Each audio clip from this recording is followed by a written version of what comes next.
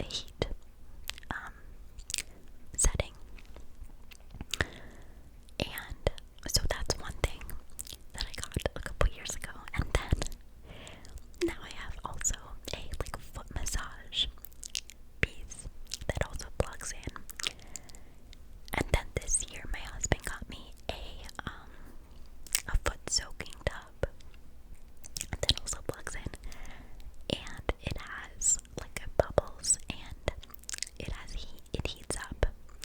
I'll usually put like some Epsom salts in it to give my body a little extra magnesium. So those are the three main like tools that I have in my relaxation station, and I'll usually start with either the massage chair back and the foot massager, or the foot soak and the massager. And all of those things are really good for like circulation and also like physically helping to support stress reduction by like releasing muscle tension, which I have a lot in my back and my jaw. My jaw is the worst. I grind my teeth and I hold my stress in my jaw. But the massage chair helps to just relax everything. So each of those has like a setting on it for about 15-20 minutes. So I'll usually start in in the massage chair or the foot soak or the foot massager for about 20 to 30 minutes. And that just helps to start getting my physical body like ready for bed and relaxing. I'm saying all these words that don't exist. Relaxing. And usually I'll like put on a TV show or a movie that's like relaxing, nothing too stimulating, or I'll listen to meditation.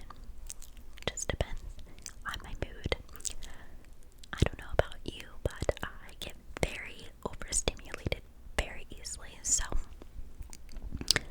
sometimes I will just dim the lights down and turn off all sound and do that because my body needs like sensory deprivation